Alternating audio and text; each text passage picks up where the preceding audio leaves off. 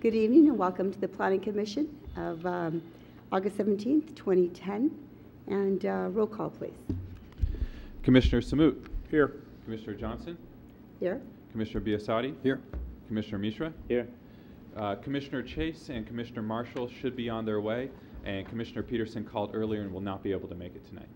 Thank you. Commissioner Samut, would you please lead us in the Pledge of Allegiance? Sure. I pledge allegiance to the flag of the United States of America and to the republic which stands one nation, under God, indivisible, with liberty and justice for all. Thank you. Communications from staff, please. I think you want to get the approval of the minutes first, and then I do have thank a few you. things. Okay. May we please have approval of the minutes for the meeting of July 20th? Is there a motion? Yeah, I'll make the motion that we approve the minutes of July 20th, 2010. I'll second. All those in favor? Aye. So moved.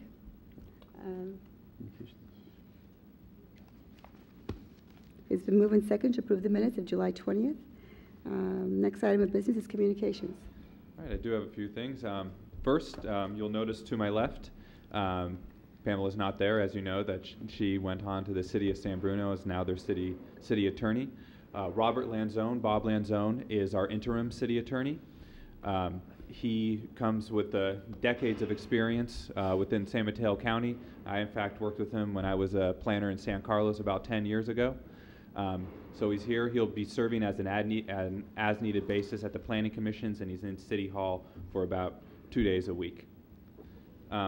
Also within communications, people at home, you can find the e-packets at sanbruno.ca.gov under the community development section. The packets there, staff reports, minutes. And finally, we inadvertently left off a presentation tonight. Housing Leadership, Chris Moore from Housing Leadership Council is here. It's a great group locally that promote housing issues and affordable housing issues within San Mateo County. I've been fortunate enough to participate in a couple events that they've had recently, and Chris will give a presentation of some of the stuff that they're up to. Okay. Thank you. Thank you, Karen. Welcome, Chris. I'm Chris Moore, Executive Director of the Housing Leadership Council of San Mateo County, a 501c3 nonprofit organization headquartered next door in South San Francisco. And we have been working for several years on our platform of policies that encourage housing development to help serve our community's needs. And we decided we've spent all this time crafting the wording of our policies. We'd like to get out to policymakers and just let you know. So just briefly about us. We were founded in 2001, and our mission is to accelerate the creation of housing at all affordability levels to increase opportunity and create a great quality of life here in San Mateo County. I took the liberty of taking a groundbreaking from the Habitat for Humanity development in Daly City just 2 months ago and showing the village at the crossing here in San Bruno. We want to see good projects come to life. And for us, it's not just about quantity, although we believe we need more homes on the peninsula, but it's also about quality and creating livable, walkable communities. And so some of the things we do are to organize our membership base of about 100 organizations and about 40 to 50 individuals who also care about the issue, recruit and train local leaders, and promote the kind of quality development we want to see. We also have a couple of events I want to mention. Housing Leadership Day is our annual policy conference. It's coming up October 15th. We'll be at the Oracle Corporation Conference Center in Redwood Shores, and we'll be sending out invitations to that shortly. We also provide staffing to the Housing Endowment and Regional Trust, HART, which is the county's housing trust fund. It's a joint powers agreement, and all 20 cities, including San Bruno, as well as the county, are members. And that entity helped provide some of the financing for the village at the crossing.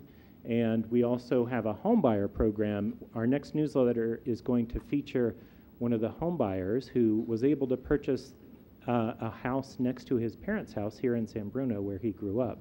He works in South San Francisco for a biotech company, so he's able to stay here where he grew up in the community that he knows and loves, near family, and not have to commute a long distance. We also endorse developments that meet our criteria and advance our vision. So I've provided copies of the full wording of our platform to the commission if you want to go through those at your leisure. I'll just briefly summarize these things for these purposes right now. One of our goals is to encourage mixed income housing, and just a couple years ago, San Bruno passed an inclusionary housing ordinance requiring a certain portion of new units created be set aside at slightly lower rates for middle and lower income families. Where appropriate, we believe that single room occupancy, the smaller type of units, is an appropriate use, especially in denser downtown areas. And we believe each jurisdiction has a responsibility to try and meet its fair share of the regional need for housing, as determined by the State of California and Association of Bay Area Governments. And the last time that I heard, Bay Area Council gave San Bruno an A+ a couple years ago because of all the good work you've been doing, especially with the Crossings Master Plan. You've really been a leader in the peninsula for that. We support accessibility of housing for disabled people and making sure that design makes those units available and accessible to people with physical challenges.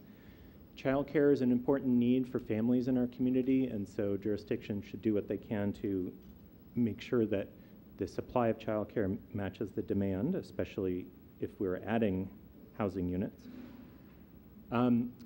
Sometimes there's a bit of a conflict between housing preferences and housing programs versus fair housing law, which is federal law, mandating equal treatment for people in the housing market. And so we just ask jurisdictions when they craft their policies, if they're, for the inclusionary units or below market units, if there are local preferences, that you make sure that they comply with the federal law and make sure everybody has a chance. And then we also support good employment standards for the people who build the housing so that they can be paid prevailing wages with decent benefits in accordance with established local area standards so that they have a chance to live in this community as well. Where possible, we like to see jurisdictions investing in affordable homes, especially if they have redevelopment, and obviously that has been the case here. Commercial linkage fees are a way that some jurisdictions have of addressing the need for housing created by new job growth, and we want to keep the economy vibrant and get back on track with job growth. And when we do, of course, that creates demand for housing, and some jurisdictions have adopted a fee on commercial development that helps mitigate the impact on the housing market. Around land use tax policy, as policymakers, you know how unbalanced state and local fiscal relationships have been. We support Proposition 22, the League of Cities measure that would prevent the state from raiding redevelopment agency funds. And we encourage cities to get involved on that and other measures as well. In terms of regionalism, so we're a nonprofit with a brief to work across all of San Mateo County, and this county actually has a really good practice of collaboration and cooperation, starting with the City-County Association of Governments, working on transportation policy, and in the last couple of years, working on the housing element and the sub-regional approach to the regional housing need allocation. And the 21 elements collaboration, I think, has been an effective way to leverage public resources. And just today, in fact, there was a tour that the 21 elements collaboration organized. I understand Mr. Ackman went on it, and my colleague Josh Hugg from Housing Leadership Council went on it. And they visited the different homeless shelters in the county because of a new state law that requires everybody to be able to identify places to zone for emergency shelters. I referred earlier to commercial development linkage fees, but just we encourage jurisdictions to look at the balance of jobs and housing to make sure that not all growth is concentrated in the commercial sector, but that the people who work in those jobs also have a chance to live in the community near where they work.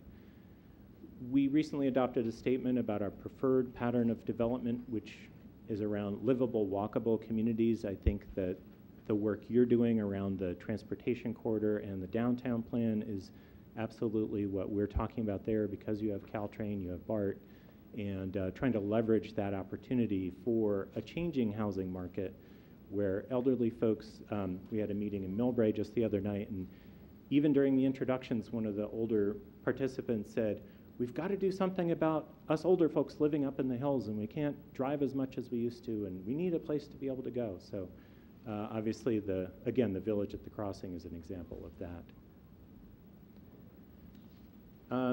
As part of the housing element process, you have to identify obstacles to development, and so we encourage you to look at streamlining your processes and make it a little easier.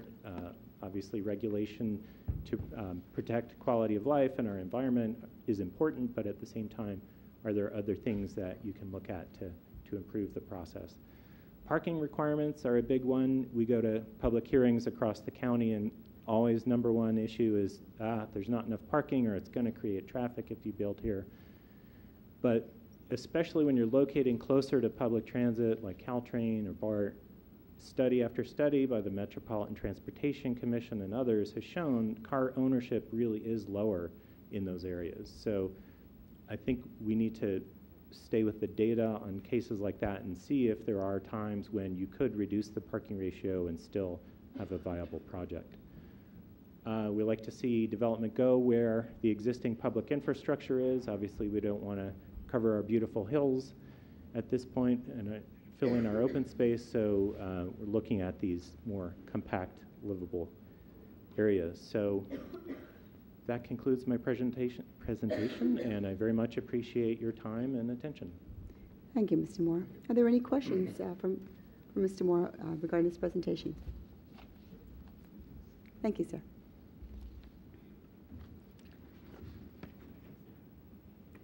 Are there any other communications from our planning director? No, that is it. Okay, thank you. The next item of business is public comment. This is for items that are not on the agenda. So if there's anyone that wishes to address the commission on any items that are not listed, please step forward to the microphone and state your name. Okay, thank you. There are none. Public comment in this area is now closed. And are there any conflicts of interest from the commission? Okay, hearing none, we'll go on to the first public hearing, which is Sylvan Avenue at Mastic Avenue, and it's a request for a temporary use permit to allow an off-site construction staging area in the city. Request for a temporary, in the staging area in the city parking lot located on the southwest corner of Sylvan Avenue and Mastic. And it's per section 1244030 and the San Bruno Municipal Code, City of San Bruno, and the applicant and owner. Staff report, please. Thank you. As stated, the applicant has applied for a temporary use permit to locate an off-site construction staging area in the city parking lot located on the southwest corner of Sylvan and Mastic Avenue. As you know, the municipal code was amended in 2007, giving the Planning Commission the authority to approve off-site construction yards for a period up to 1 year. In this specific instance, the staging area is required to accommodate the equipment associated with the Mastic Avenue Utility Improvement Project. And this project entails the replacement of water mains and sewer mains on Mastic Avenue.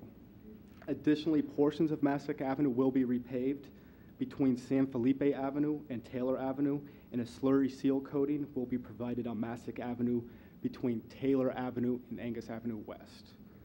Work is scheduled to begin in late August and is expected to last for a period of 5 months. City parking lot number 3, which is located on the southwest corner of Sylvan and Mastic Avenue, was chosen for a number of different reasons. One is that it's centrally located in relation to the project site. 2 is that it provides direct access to Mastic Avenue. And the third reason is that it's very close to other city-owned parking lots. The site itself has 27 total parking spaces, 15 of which would be occupied by the temporary staging area. The staging area would be enclosed by a 6-foot high chain link fence.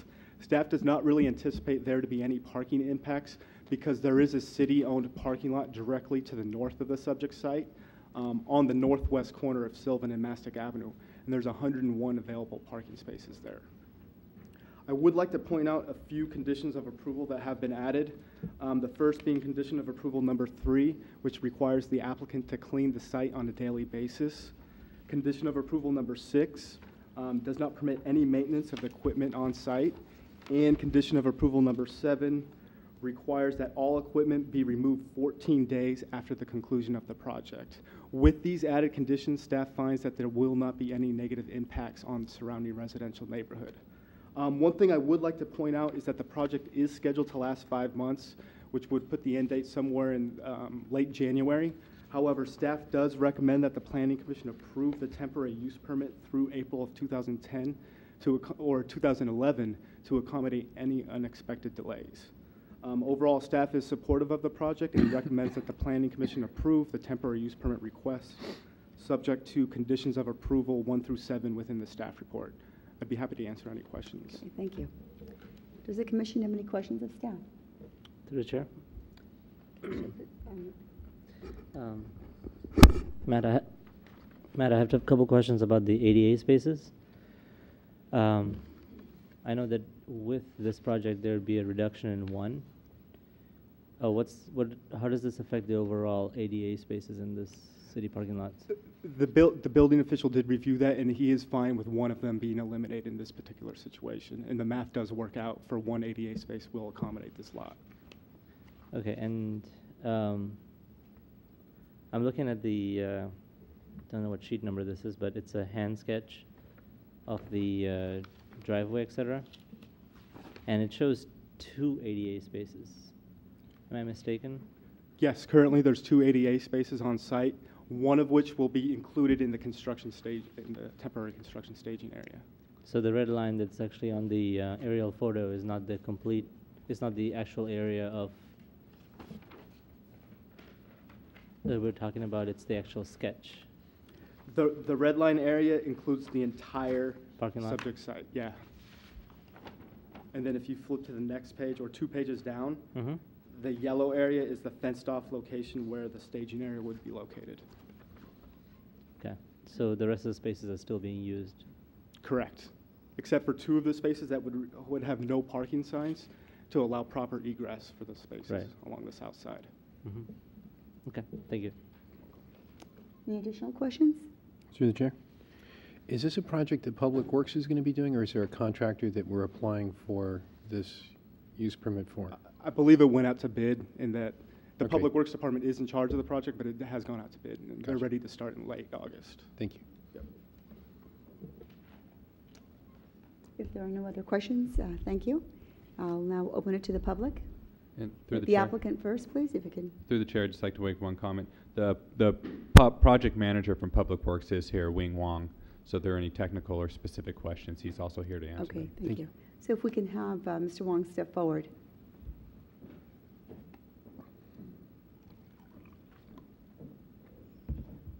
Please state your name and. Good evening, Commissioner. Can you please put the microphone closer to, thank you. Good evening, Commissioner. Can you Good hear me? evening. Yeah. I'm Wing Wong, and I'm the acting city engineer for the Public Services Department. And I think Matt pretty much gave a very good summary of the project, but I'd like to just to go over it with a little bit more detail. A little background about the project. The sanitary sewer system, the sewer main and the water mains on Mastic Avenue between St. Philip and Angus Avenue, it's in very old and decrepit condition, and it desperately require replacement. And the scope of this project will replace the sewer main with a brand new 8-inch sewer main, along with installation of new sewer laterals from the sewer main to the edge of the pavement. And it will also install a 12-inch ductile iron water main between St. Philip and Angus Avenue, and also water service all the way from the water main to the water meter.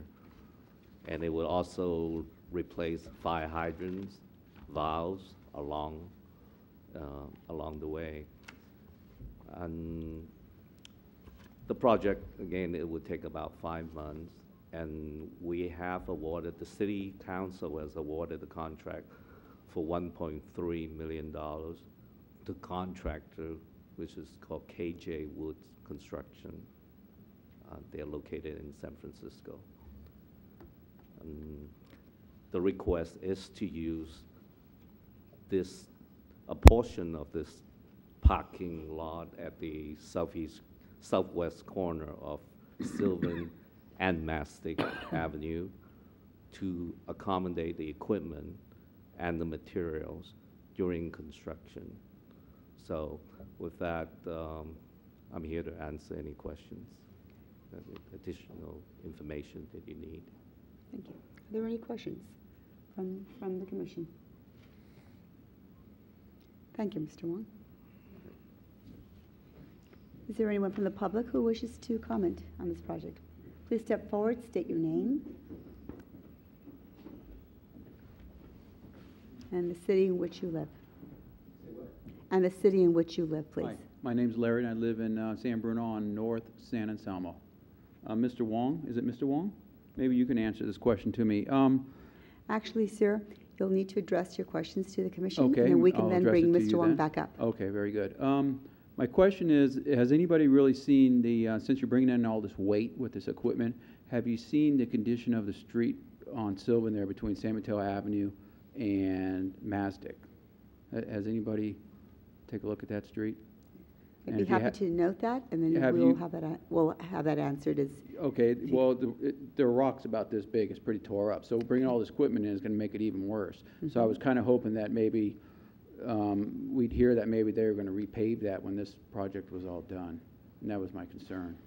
you refer to the specific area? Yes, Is it- Sylvan Avenue, between San Mateo Avenue and Mastic, Okay, okay? And that's it. that's it. Well, Thank thank you. you.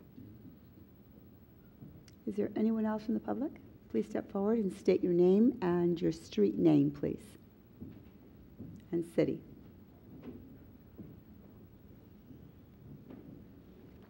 My name is Arlene. I live on Mastic Avenue. Can you please San let us know Bruno. your last name as well? Gonzalez. Thank you. My question is, I have a couple, is the parking issues. Even though they say there's a lot of spaces, if one would spend the time to check with Sylvan and Mastic, and also Mastic down to Angus, it's always full.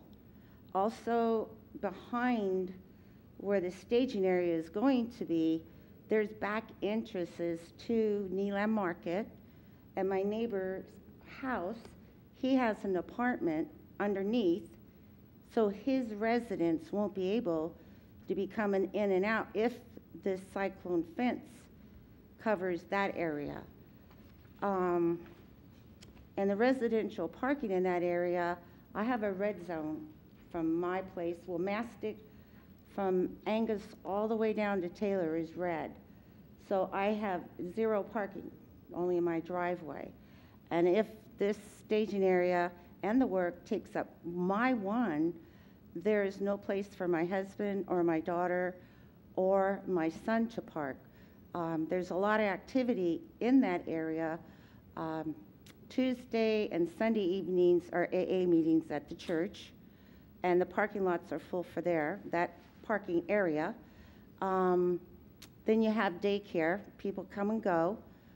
In that church, they have the Korean services, which are a few times a week. And there's a handicapped fellow. I don't believe he's going to be able to get into the church. And I think also for some of this parking, perhaps they won't be by giving tickets because of the limited parking. People who work on downtown park behind, because some of them are 5-hour parking. I don't want to have to go up and watch my clock and move my car every 5 hours, you know, or every 2 hours. And also, the cost to the individual homeowners, if their upper lateral needs to be changed, what happens with some of these folks who cannot afford it? Because it does say if it's damaged, 3 days, their water will be shut off. We're talking a lot of homes from Angus all the way down to San Felipe, and economic times are bad for people, probably more so than the city and counties and states. And how they're going to come up with maybe $2,000 or $3,000 or $4,000 to do the upper lateral, also to do the sidewalk, to do their driveway. That's a huge cost. And if somebody cannot afford it, will the city be able to help them? Otherwise, they'll be without sewer service. Also, one other thing, right now there's a storm drain, Sylvan and Huntington. There's no other one in that area. When the water runs off, when it rains, it comes down behind the old Wells Fargo parking lot. It comes down and it goes north, and then it turns and it goes down Sylvan, and it collects down on Huntington and Sylvan. Water comes up over the curb constantly. So while you're there, it would be nice if they did a storm drain, perhaps, where it can collect this water. That's it. Thank you. Is there anyone else from the public who wishes to address this particular project? Hearing none, we'll close the public hearing and bring it back to commission for discussion. Did you want Public Works to answer to those questions? I'm going to, yes. Is there any questions this time? No. Mr. Wong, if you can please step forward again. And I don't think that it's a possibility that our director might address some of the areas, but in the event. And the one thing I'd like to note, the issues related to stormwater and the issues related to costs for the upper lateral really aren't issues for the Planning Commission, as these are cost issues for the Public Works Department. What we should really be focused on tonight is the land use issues of using this as a temporary use permit, for the temporary use permit. So issues like parking, that's a land use issue. Cost associated with the laterals and stormwaters is not an issue that's before the Planning Commission tonight, but I'm sure that Mr. Wong will be happy to meet with Ms. Gonzalez afterwards and go over any of those specific questions. Okay. Thank you. Thank you, Aaron. Is there anything you'd like to add to that, Mr. Wong? No, I think I'm like Aaron said, I'm happy to meet with Ms. Gonzalez after the meeting and to go over the information. Okay. Yeah. Thank you.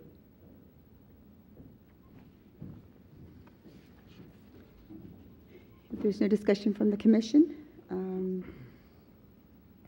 is there a motion? Yeah, through the chair, I'll make the motion that we approve temporary use permit 10-002 based on findings of fact 1 through 3 and conditions of approval 1 through 7. Second. Was there a second? All those in favor? Aye. Aye. Opposed? Motion carried. There is a 10-day appeal process on this project. Thank you for your comments. And the next item of business is 2000 Crystal Springs Road. It's a request for an amendment to a developmental plan, a plan development permit, and architectural review permit to allow the construction of a new recreation and leasing building and conversion of the existing recreation building into 4 apartments per sections 1296.190J, 1296.190K, and 12108 of the San Bruno Municipal Code. Staff report, please.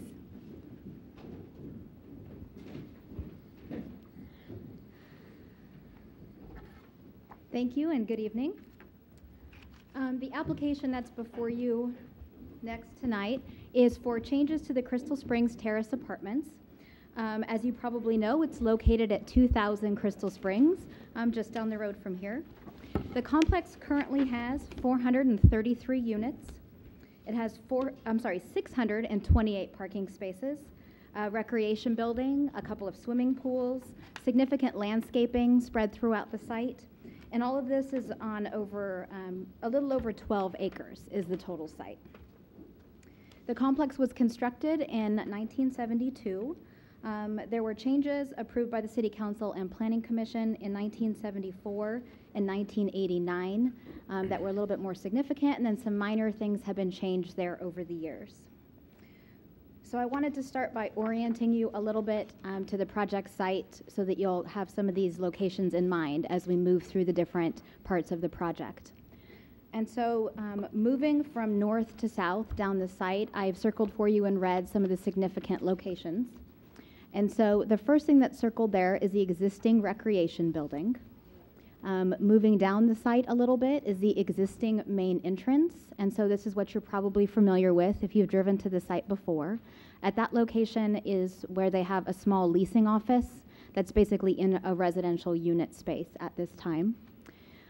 Next, moving down is that kind of triangular green area. In that location is where they're proposing a new parking lot. And then down at the southern portion of the site is where they're proposing a new recreation and leasing building. And this is the larger surface parking lot as it exists today. This surface parking lot down at the bottom has two existing driveways. One is for entrance and one is for exit. So the project has three major components to it that I'd like to go through one at a time for you this evening.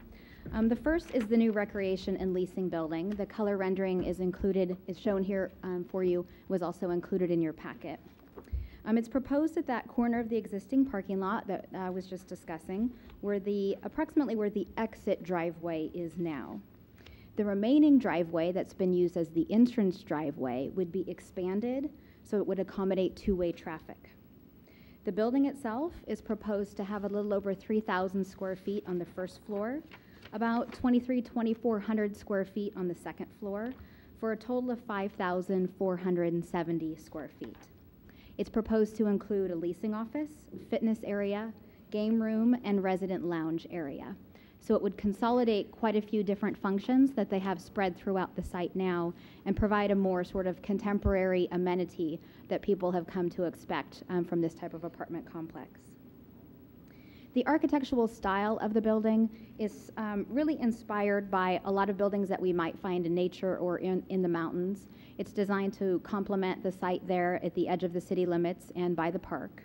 And the architect is here and can speak more to the design a little bit later on. It's proposed to have a stucco exterior, metal roof. You can see the trellis and the beam features really break up that front facade. The kind of wood appearance of those things really brings some warmth to the design. They've also proposed to recess the windows approximately 7 inches, so that will provide some light and shadow around all of those window openings. They've also integrated the monument sign into the design, which was a request from the Architectural Review Committee, so it's presented here this evening for you. There's some changes proposed to the circulation in order to accommodate the location for this new building. And with those changes to the circulation, some new landscape areas are created, and some of the parking is realigned, and all the parking is restriped with the project in this immediate area. They have included a range of plants that include some that we all know commonly, lavender, fountain grass, and daylily, as well as a significant number of new trees in the area of the new building. They're removing the existing garbage and recycling area in order to accommodate that new circulation pattern.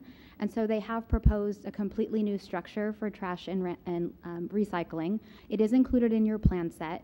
The architectural style is designed to complement the new building, and it has been reviewed by the Recology staff, which is formerly San Bruno Garbage, and they do find that the capacity will be sufficient, and we've added a condition of approval that we just do one final site visit with the Recology staff to make sure we've anticipated any potential issues, but we're not aware of any at this time. The second major aspect of the project is the conversion of the existing recreation building into 4 new apartments. And so that's the little building on the top of this slide here. It does have a little bit different architectural style than the rest of the complex. They're doing some things to kind of integrate it back into the complex with this project. Although the basic style would remain, they're proposing new exterior materials, including composition roofing, siding, new windows, and it would be painted that off-white color to match the rest of the complex. So it would be 2 units on the lower floor and 2 units on the upper floor. This increase in density does require an analysis of whether 1284 applies. As you're well aware, that's a limit on density throughout the city. The applicant has supplied their attorney's opinion, which staff does find to be a reasonable analysis of the situation. But the final determination on this issue will need to be made by the City Council because it is a policy issue. But their memo is included as an exhibit to your staff report, so that it would be part of the public information and so that you would be aware of that process as well.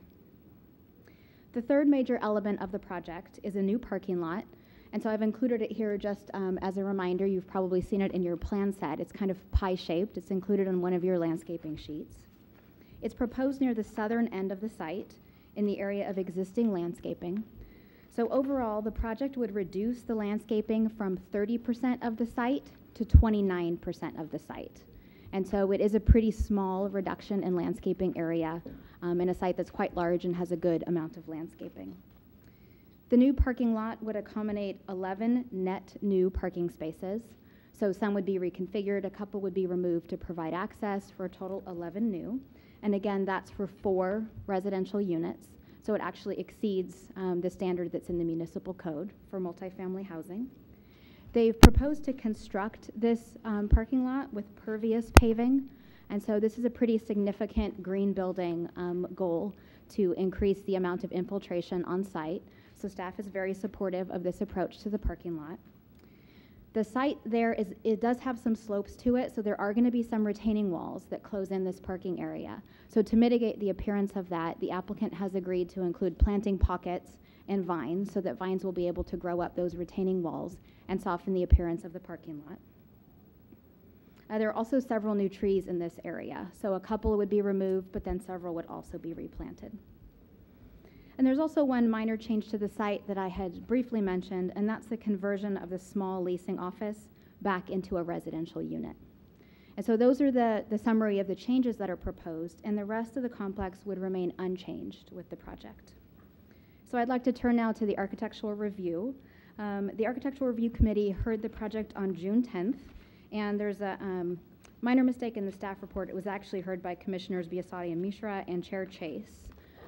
At that time, there were a number of recommendations. I've included all of those in the staff report, as well as what actions they have taken to address those, but I just wanted to give you a couple of highlights.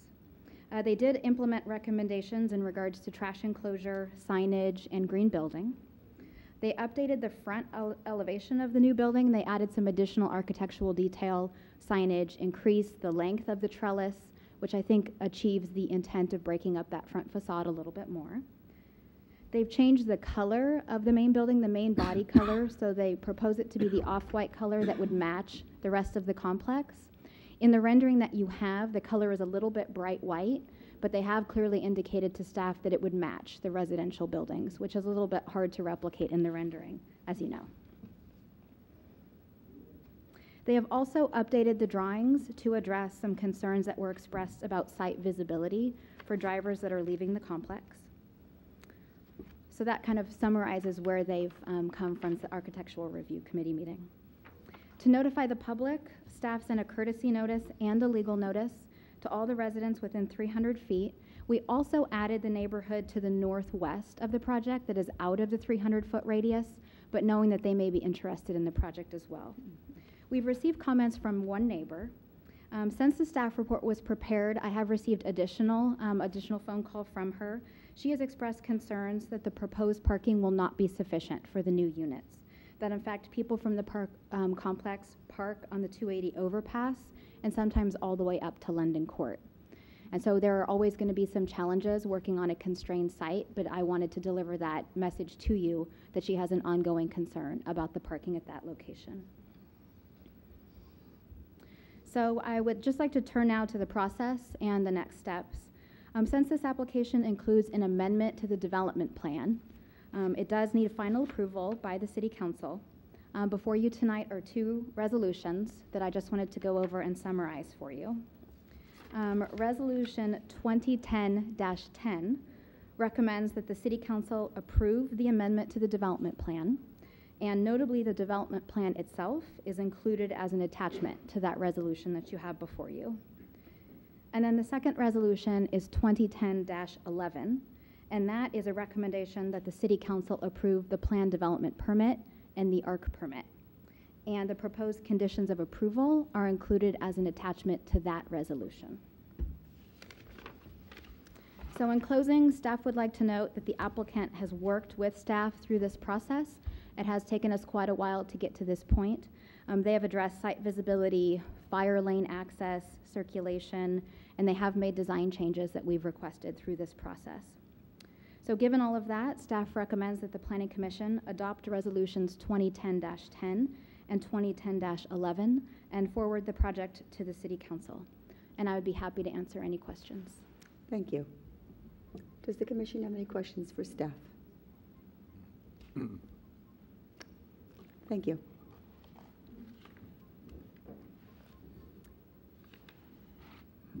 And is the applicant present? Okay, we'd like to now open the public hearing and bring you forward to present your project. Good evening, Commission members. Thank you very much for your time this evening. And there's just, I think that Laura did an excellent staff report, but there are a few things that I'd like to add to the comments that she made. But the first thing that I'd like to say is that I really want to thank Laura for all of her hard work on this project. I think we started this process at a conceptual level back in, I believe it was January of '08. So we've been at this for 2.5 years, basically. And the project has sort of started and stopped for a series of reasons, but one of the things that's been very consistent throughout the process is Laura's diligence in helping us to get it to this meeting and to this point tonight. So I just wanted to let you know that, and she's doing excellent work, and we really appreciate it as the applicant.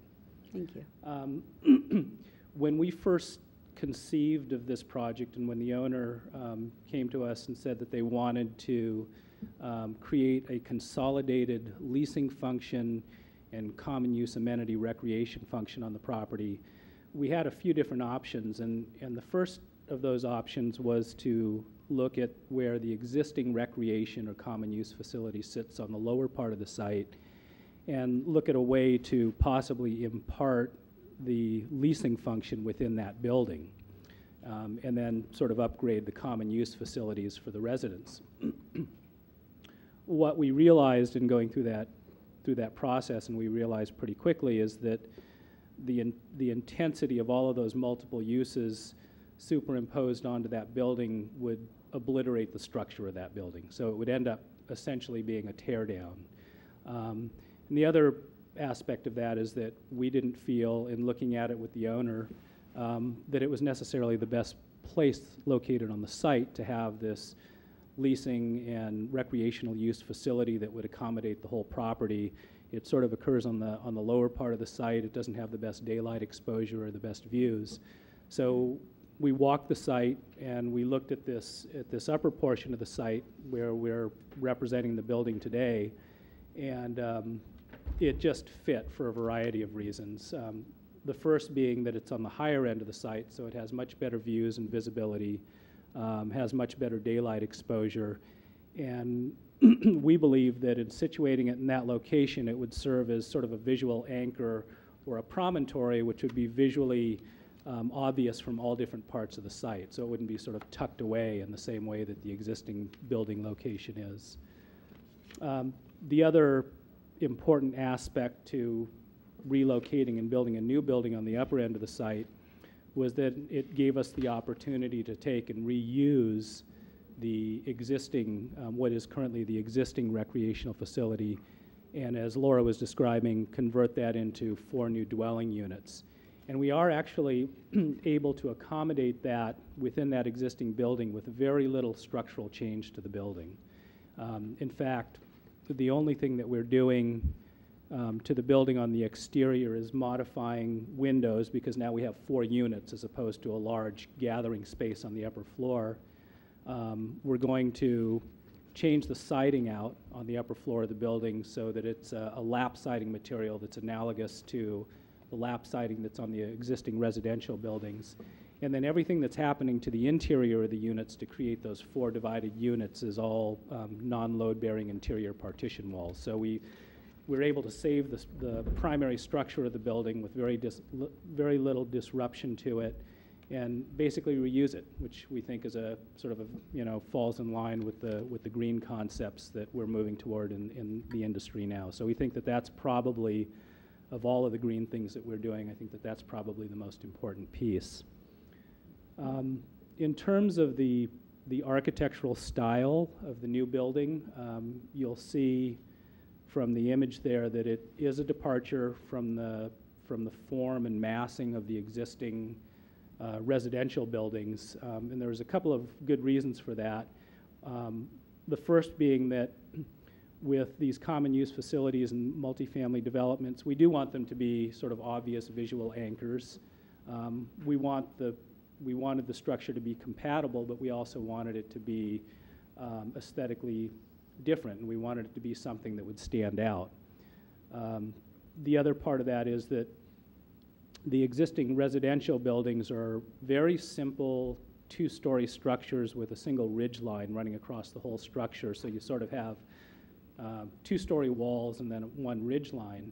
This building is a little bit taller, and in order to impart that kind of style on a building that has this much function in it, it would be a cumbersome and much more massive building. And so we feel that this configuration very much articulates the multiple uses that are in the building. We have steeper steeper roof pitches, so we're showing off the roofing material, whereas on the residential buildings you have a comp shingle roof that you don't see very much of the roof surface because of its shallow pitch. On this building, we're at a, what is it, Jimmy, a 7 and 12 or 8 and 12 pitch, and we're using a standing metal seam roof, so it's a much more aesthetic roof, we believe, and also in terms of its durability, we feel that it's going to be a very lasting type of a material. The other part of, and the issue of compatibility came up in the architectural review meeting that we had, and so we talked about a variety of things that included form. I think that we did a pretty good job of trying to articulate the ground floor, the entry level of the building a little bit better by extending the trellis across a wall that before the trellis was expanded and the monument sign was added, that first window wall at the first level of the building was kind of plain compared to the rest of the elevation. So we think that this really solves that. As far as articulating the building all the way around and up and down. And then the other question that came up was related to the paint scheme of the building. And so we had previously shown a paint scheme that was just entirely foreign and entirely different in terms of its tone from the paint scheme on the residential buildings. And what we've committed to on this, and as Laura said, unfortunately the rendering doesn't show this very well, but the main body color of this new building will match the main body color of the residential buildings. The residential buildings then are trimmed with a color which I would describe as a sort of a deep or a forest green, which it wasn't a color that we felt would be an attractive color on this new building, but we felt that if we changed the body color out and the primary building color, that we could then articulate it with trim colors that were different than the trim colors that you see on the residential building. So this is, in terms of the paint scheme, the one part that will stand out. And this is kind of a conscious way of us trying to differentiate those two structures. The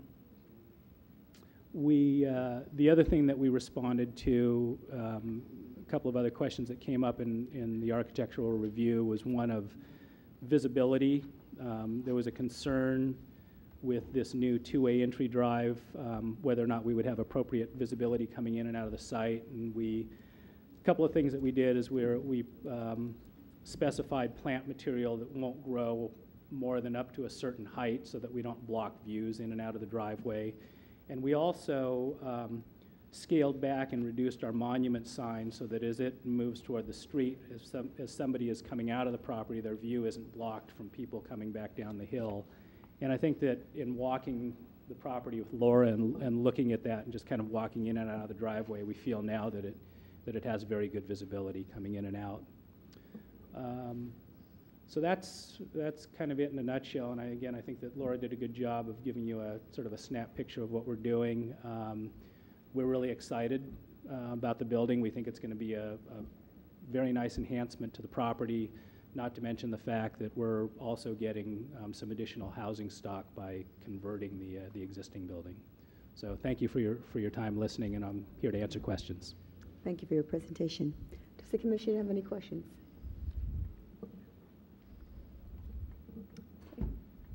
Hearing none, thank Commissioner Misher. Through the chair. I just wanted to thank you for the green list.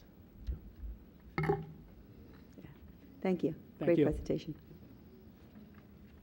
Let you now open it to the public. Is there any member of the public who wishes to comment on this project?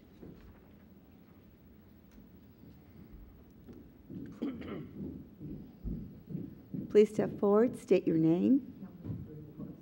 Okay, take your time. Oh, there's a microphone coming to you. Good, thank you. I just want to know about the parking. They say If you can speak directly into the microphone, state your name and the street that you live on in the city, please. I live on London Court in Crestmore. I'm the property owner there. My name is Gloria Kauke. Can you hear me? Yes, you may take a seat if you'd like. Oh, thank you. If the gentleman in front of you, if you can just step for a moment inside. I want to know about the parking. They Yes. say only 11 parking spaces are being added to this unit. Is that correct? Okay. I'll make note of your questions, and then we'll address them all at the same time, and then either the planning director or the project manager will come back to address those. I wanted to know if there were going to be sufficient parking, because right now as it is, there are several people from Silver Terrace that come and park all the way up on the top where we live and are using our parking spaces up there. I don't know why, but they do. And if this is added on, I want to know if they're going to start doing the same thing. We need our parking spaces up there. They shouldn't be used by people down below. The overpass is completely full of automobiles in the evening, so that takes care of that. And now I have one person from Silver Terrace that comes and parks around my property every day. He takes his bike off the back and takes off, comes back in the evening, gets his bike back on, goes back home. On the weekends, he brings his car up on Thursday and picks it up on Monday. So, you know, we have people up there that have teenage children now. They're getting cars. We look like a parking lot up there now. Now, if this is going to add to our problem, I need to know that. Is there anything else? That's it. Thank you for your comments. Is there anyone else from the public who wishes to comment? Hearing none, public hearing is now closed, and I'd like to bring it back to our planning director. If you could address those areas, so I'd be happy to bring up the applicant. Sure, and actually I'll ask Laura, she's the project manager for this, so Okay. she could address the parking issue.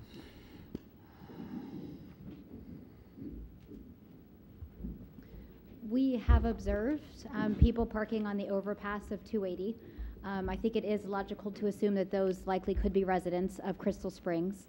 The project proposes 4 residential units and 11 parking spaces. The standard municipal code requirement for multifamily units is 2 parking spaces per unit. So the project is actually proposing to provide more parking than would be normally required by the code. The project does have an existing parking situation that is less than what we would consider to be today's standard. So what was approved in 1972 and 1974 is less than what we would normally see today. So there is a lower parking ratio at that location now than the code. But the new units are going to have greater than the code. So the parking ratio at the site will improve slightly. Remember, it's very large, but it will improve slightly with the project. Also, we've worked with the applicant to maximize the kind of usability of the new parking spaces, given the constraints. And we've also been working with the applicant on an overall parking management strategy that helps to do things like free up the fire lanes and bring awareness to parking at the complex, which the applicant has made those commitments to work with us on some of those items. So staff does feel that the applicant has gone maybe slightly above what would be required for this, although we do sympathize with the fact that people like to park where they like to park sometimes. But it's an existing condition that we don't think will be made worse with the project. Thank you. Thank you. Okay. Bringing it back to commission discussion. Okay, this is a resolution. 2 resolutions, each one independently. So,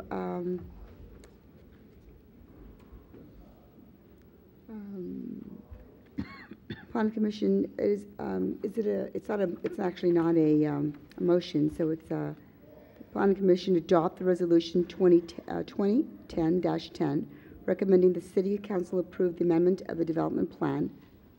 And roll call, please, on that. Actually, typically what we do is a motion and a second, then I'll take roll call on the resolution. Okay. Is there a motion? I'll make the motion and we adopt Resolution 2010-10. Second? All those in favor? Now we'll do a roll call vote. That's right. All right. Commissioner Samut? Thank you. Aye. Commissioner Johnson? Aye. Commissioner Biasotti? Aye. And Commissioner Mishra? Aye. Resolution passes 4-0.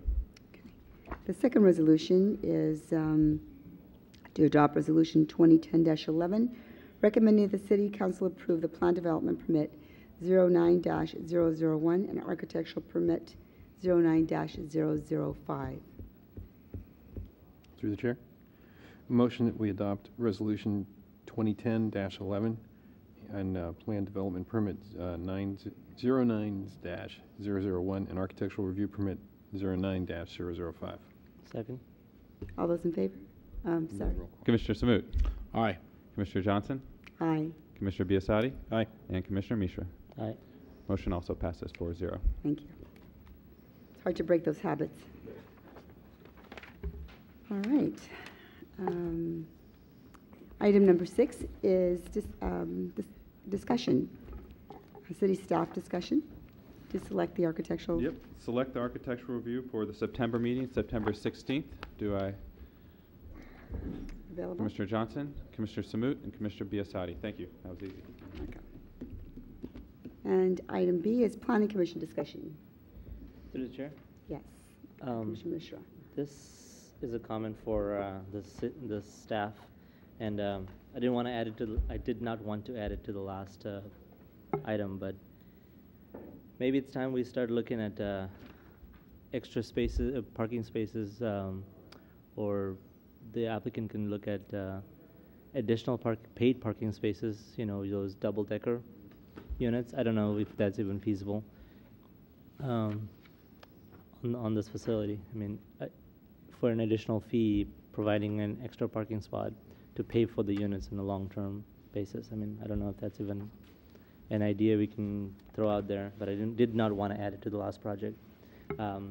Also, to evaluate the whole parking on the overpass. I mean, is that really safe? You know, adding extra load if there's a earthquake. I don't know, but just to evaluate that, throwing that out there. All right, we'll take a look at both. Thanks. Any other discussion? All right. I move planning commission meeting has been adjourned.